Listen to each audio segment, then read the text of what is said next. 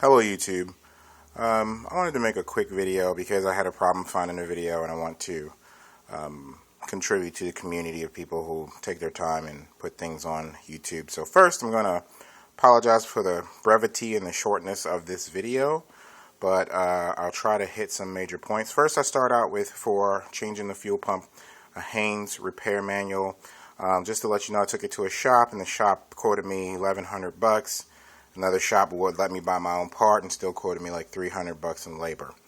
I ended up taking an opportunity to stop at AutoZone, and I got just the pump for my Ford Excursion for $99. This is the old pump that I pulled out, and I'm just going to give you some highlights if you're doing this job yourself, some things that you want to do. I would highly recommend grabbing the Haynes manual, just so you'll have sort of a guideline. It's been my experience that it's not always quite accurate, but it will at least keep you on the right path. Alright, so here's the tank pulled out of the Excursion. First, the Haynes manual is very generic, so it talks about all kinds of Ford trucks. And the Ford Excursion 2000 is what I have. The skid plate and the plastic tank are one unit, which was actually very good news. I didn't have to take separate things apart. I didn't have to deal with straps. So it was only 4 bolts, and again, if you look at the Haynes manual, you can quickly figure out where the bolts are. It helps you out a lot. The bolts is 18mm bolts, so they come out with the same size bolts that you use to take off your sockets. This is the assembly that I pulled out of the tank. It is a plastic tank, so it has a screw top holder and the actual ring looks pretty good.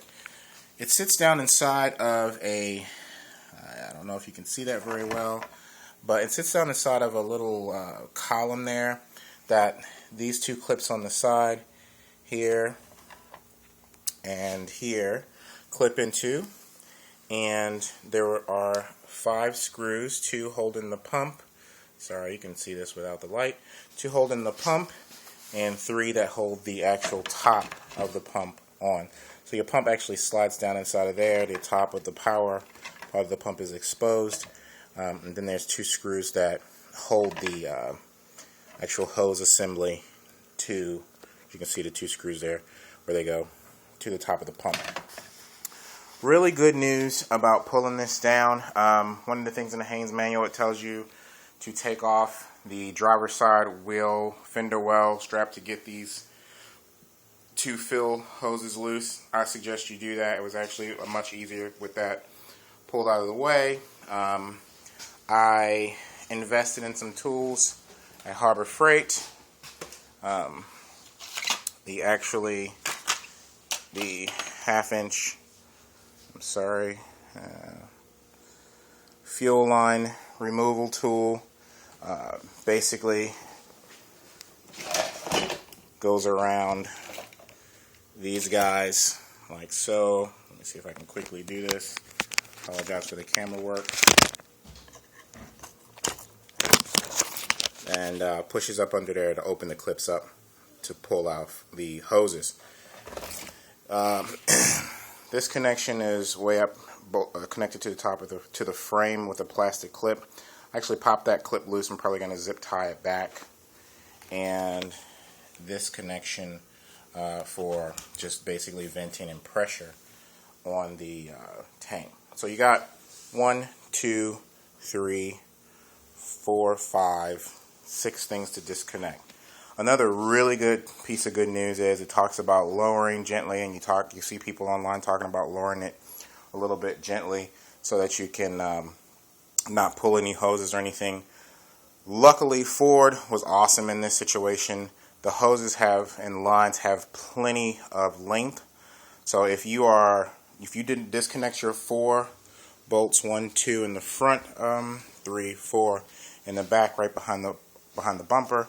If you disconnect those bolts and you have it on a jack, floor jack, you can lower it all the way down to the ground and don't worry about anything getting pulled.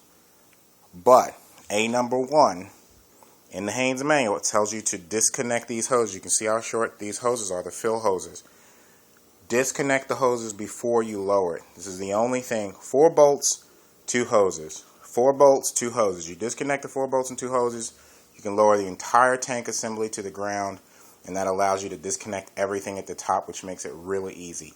Still had to end up jacking the back of the vehicle up in order to get the tank from under the vehicle, but all in all, I found this to be a pretty easy replacement. I'm glad I didn't have to pay $400, which is the list from a dealer for the whole assembly. I was able to just buy the pump from AutoZone. So the Averex pump itself comes with a little kit. It has filters in it. Bear with me here.